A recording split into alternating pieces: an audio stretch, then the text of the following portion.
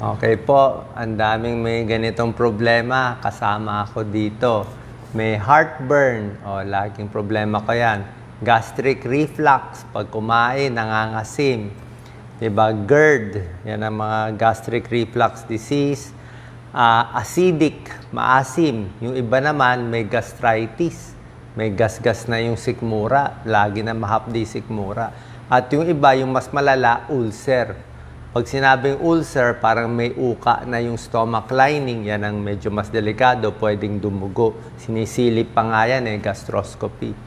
Actually, dati nagawa na ako nung scope nakita parang gas-gas, the usual. So, ano ang lunas natin dito? Anong pwede bang home remedy na kung pwede nga, hindi na lang iinom ng gamot?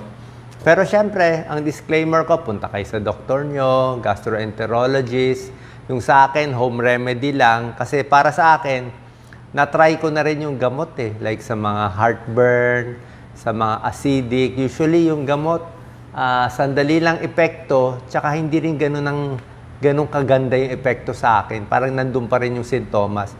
Para sa mga ganitong sakit, kung hindi naman malala, heartburn, acidic, gastric reflux, mas maganda sa akin yung lifestyle change. Sa lifestyle change lang, pwedeng gumaling kayo dito, makontrol itong mga sintomas, hindi na uminom ng gamot. Mas maganda pa. Parang ako, puro home remedies lang ginagawa ko dito. Sintomas, usually, mahapdi dito sa sikmura. Mahapdi siya, maasim, tapos umaakyat dito. Paghiga mo, parang acidic ka. Minsan nga, pa nakatulog ako ng mga 10 minutes, magigising ako, mauubo ako. Mauubo ka kasi may parang acid yun Kala mo plema, nauubo ka pero walang plema. Pero masakit lang dito. Lagi ka ng ehem. Tapos parang mapakla. Minsan yung boses mo parang medyo paus ka sa umaga. Pwede yan. Pag umakyat pa nga yung acid sa bibig, pangit ang lasa, yung iba nasisira pa yung ipin. Ayaw natin maggasgas yung sikmura. So tuturo ko ano yung mga pagkaing dapat iwasan, medyo bawal kainin. Ano naman yung pagkain dapat gawin? Lifestyle change muna. Pinakamadali kasi lifestyle change Unang-una, dapat maluwag yung mga baro at pantalon ninyo. Pati underwear maluwag. Kasi pag masikip yan, masikip ang pants mo, gusto mo 32 laging waist, masikip yung underwear, payo nga ni Dr. Katigo, dapat one size bigger. Pag underwear mo small, bili ka medium. Kung medium, kailangan large. Para mas maluwag, mas hindi naipit ang tiyan. Kasi pag ipit ang tiyan, o malaki ang tiyan, o overweight, parang napipiga yung tiyan Tapos, pagkain mo, lumalabas yung acid. Diba? Mas mataba, mas masikip ang pantalon, mas hindi maganda. Mas maganda, mas payat, at mas maluwag. Diba? Marami na ngayon nabibili na may garter. Yung sa underwear na maluwag, yun din, para hindi rin maipit ang tiyan, pero may added benefit yung maluwag na underwear. Sa babae, less vaginal infection. Sa lalaki, more sperm count. Kasi pag masikip daw yung mga shorts, yung mga brief, pwedeng uminit yung sa balls ng lalaki, nababawasan yung sperm count. So, maluwag ang pants. Next, ang kain natin dapat, kasama ako dito, pakonti-konti. Hindi ka pwede kumain ng 2 platong kanin, ang daming ulam, kasabayan mo pa maraming tubig. Healthy ang tubig, pero pag sinabay mo pa yung tubig, maraming prutas, parang overload aapaw. Diba? Tsaka tataba ka, ma-expand lang yung tiyan mo. Pag nasanay ka sa 2 platong kanin, kailangan mo lagi kumain ng 2 platong kanin kundi or else hindi ka mabubusog. Ako, sinasanay ko sarili ko, half cup rice.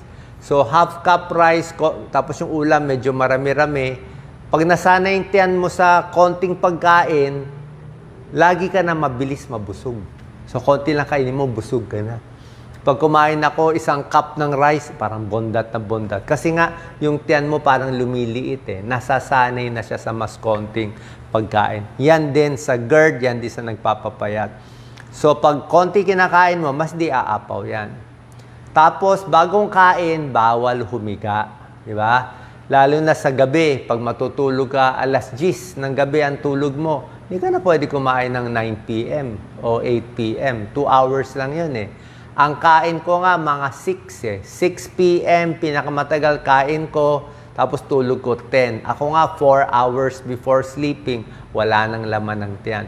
Sinasabayan ko pa ng lakad-lakad mula 6 to 10 p.m. Kasi pag nakaupo ka o nakatayo ka, mas may gravity, mas gagalaw yung bituka, mas mabilis mawala yung kinain mo. Ayaw mo yung kinain mo nasa tiyan pa. Gaano katagal yung mga kinain natin? So, kinain natin, parang nadurog na yan dito sa tiyan. Mananatili yan, average 4 hours. Okay? Pero, pag naglalakad ka at yung kinain mo, mga gulay, kanin lang, mabilis mawala.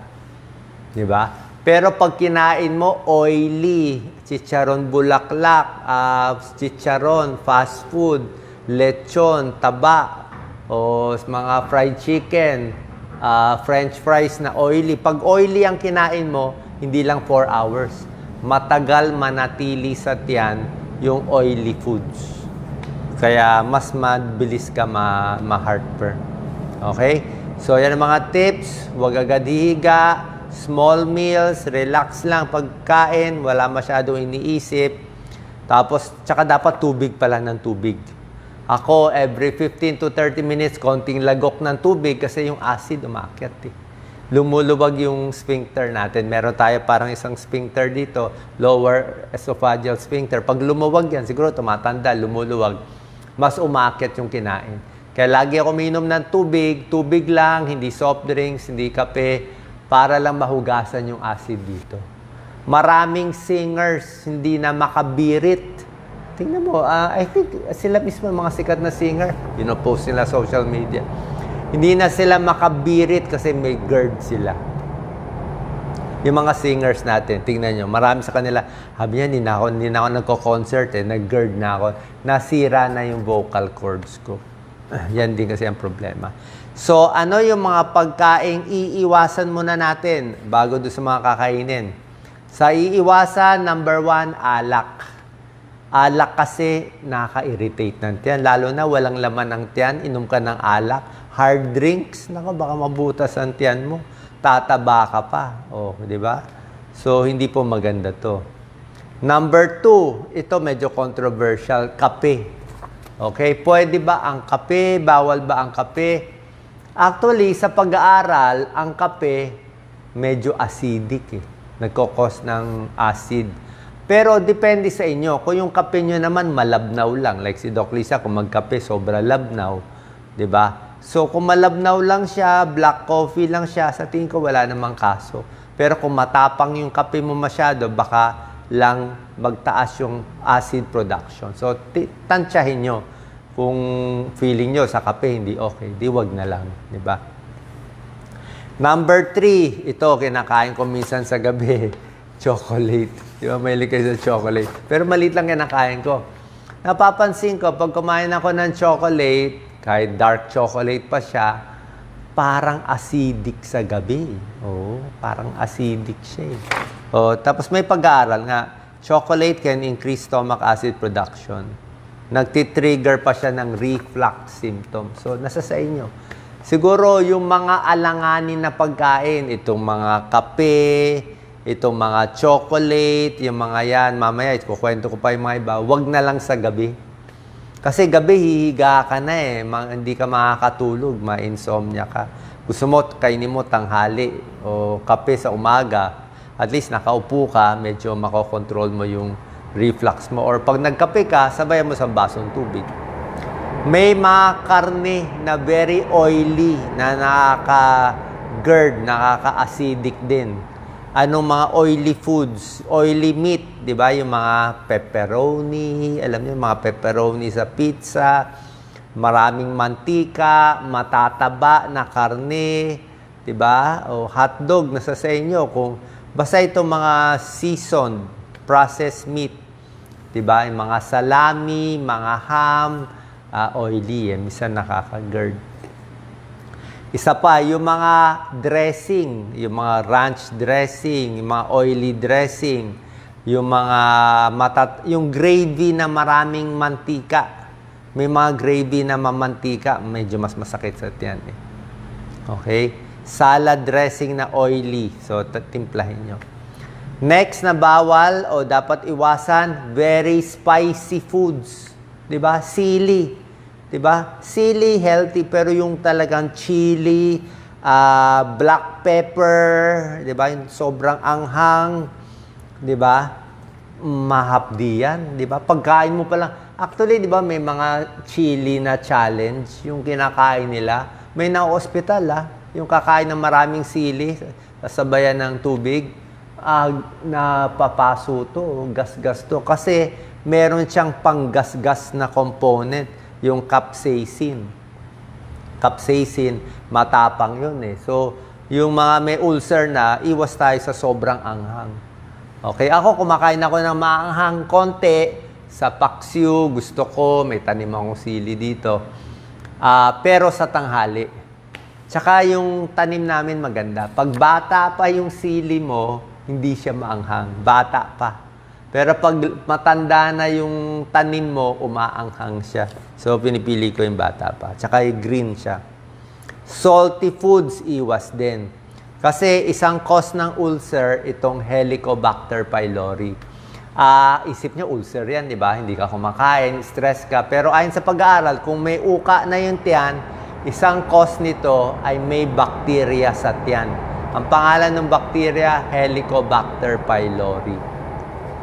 Kaya ang salty foods, junk foods, medyo nakakadami nitong Helicobacter pylori. Kaya ayaw natin to. Yun naiiwasan natin. Okay?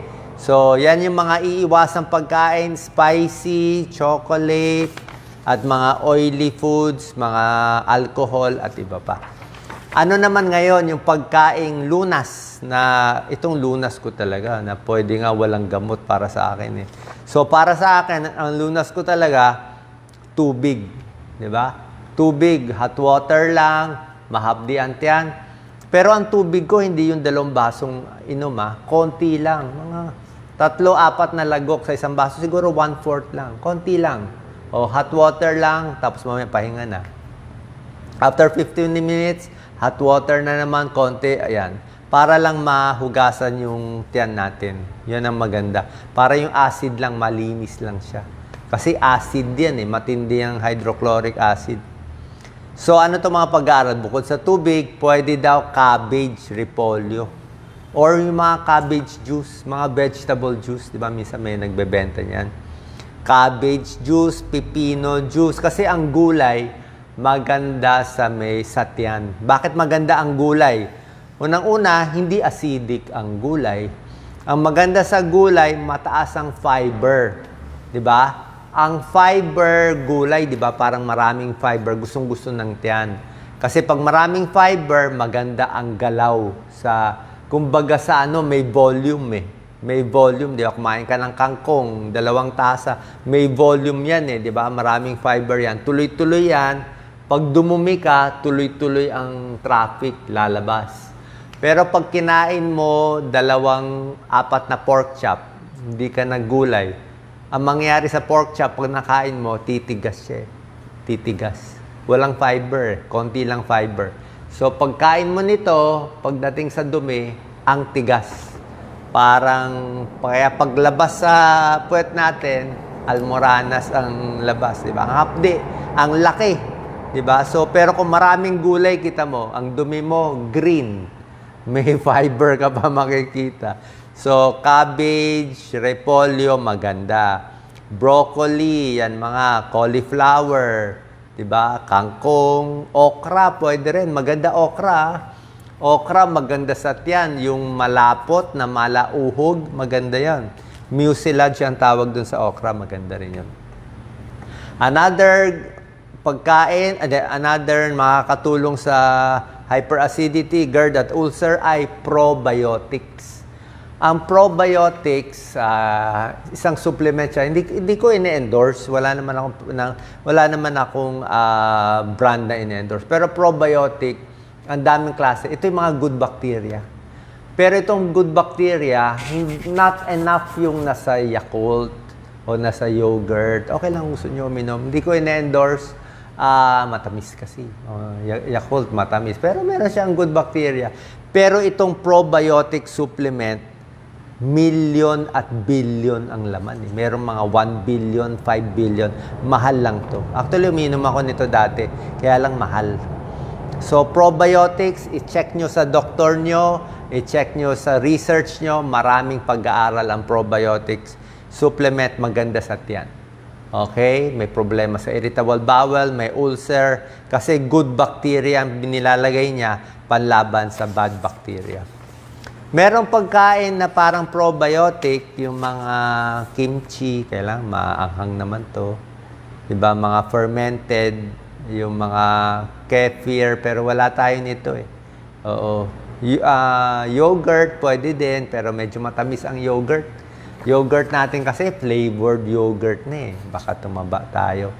So, yung probiotic, kung talagang itry nyo, maganda siya. Number 3, ito favorite ko sa lahat, na home remedy ko, saging. Saging, pinakamaganda sa GERD, sa ulcer, hyperacidity.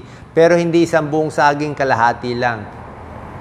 Gusto ko lakatan. Pwede rin latundan, lakatan. Saba, mahirap kumain ng saba, niluluto pa eh. Hindi siya turon na, hindi siya banana Q, saging lang mismo. Wag din hilaw. Pag hilaw na saging, masakit sa tiyan. So, hinog na hinog lang, sakto lang yung hinog.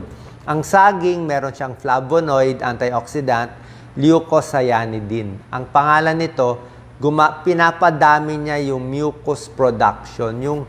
Yung tapal ng sikmura, pinapadami ng saging. Nababawasan niya yung acidic, pati sintomas ng ulcer, nababawasan niya. Texture lang ng saging. Tingnan mo yung saging, di ba? Para siyang malambot, di ba? Na tapal. Kaya pag kinain mo yan, tumapal yan sa tiyan mo, kalmado yung tiyan mo. Di ba? Kaya yung mga athlete, saging. Tsaka saging, busog ka. Grapes, kumain ka ng 10 grapes, hindi ka pa rin busog. So, kumain ka ng orange.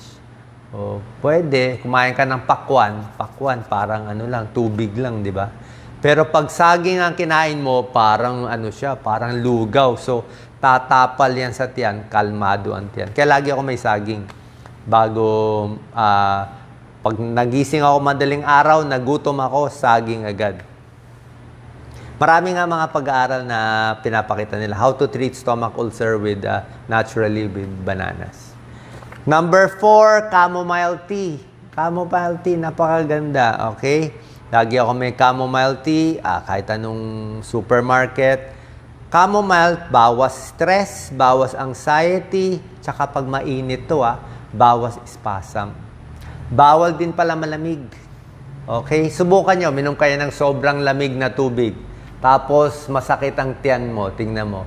Kasi pag malamig, maninigas ang muscle. Ano ba ang tiyan natin at esophagus? Muscle yan eh. Muscle. So, pag malamig, titigas siya. Medyo parang magka-cramp siya na hindi maganda pakiramdam. Pero kung mainit, hot water, kalmado ang tiyan. Lagyan mo pa chamomile tea, maganda. Kung walang pambili ng chamomile tea, hot water na lang. Pero chamomile tea, bawas anxiety, bawas spasm, maganda rin na may anti-ulcer properties. Pero maliliit lang yung pag-aaral. Next, turmeric, luyang dilaw, or salabat, pwede rin. Huwag lang matapang na salabat. Yung iba gumawa ng salabat na matapang, sakit yun sa tiyan. So, yung tama lang, huwag lang masyado matapang. Mild lang, konting salabat, para sa boses, tsaka pampakalma ng tiyan. Honey, may pag-aaral, maraming pag-aaral ang honey. Imbis na asukal, pwede honey. Pero ang problema ko lang sa honey, syempre, sugar pa rin siya, di ba? Nakakataba pa rin, di ba? Calories pa rin kung nagpapapayat tayo. At least saging, busog ka, honey, hindi ka mabubusog. Pero healthy naman ang honey. Basta yung safe lang. Number 7, ito hindi ko pa natatry pero maraming medical studies. Aloe vera. Aloe vera di daw, kalma rin daw ang tiyan. May konting pag-aaral. Garlic, ito medyo controversial garlic. Garlic kasi, maganda ang bawang, di ba? Bawang para sa high blood, may tulong konting tulong. Sa cholesterol, may tulong. Garlic, may antibacterial property. Pinapatay niya yung bacteria sa tiyan, yung sinabi ko ng Helicobacter pylori, nagkakos ng ulcer. Pero yung garlic, dapat siguro 1-2 butil lang at medyo luto. Huwag sunog, pero huwag din hilaw. Hilaw sana maganda, malakas epekto. Pero ang hilaw na garlic, mahapdi sa tiyan. Mahapdi eh. Huwag nga masyadong spicy eh. So, pag garlic, sama mo sa pagkain, mas luto, okay lang. May tulong konti. Lean protein, isda, pwede, karne, wag lang matataba. Carbohydrates, kanin, tinapay, lugaw, yan, kalmado yung tiyan mo. Okay naman yan. Pero hindi naman pwede puro kanin. Kailangan may laman din konti. Tulad sinabi ko, yung tubig.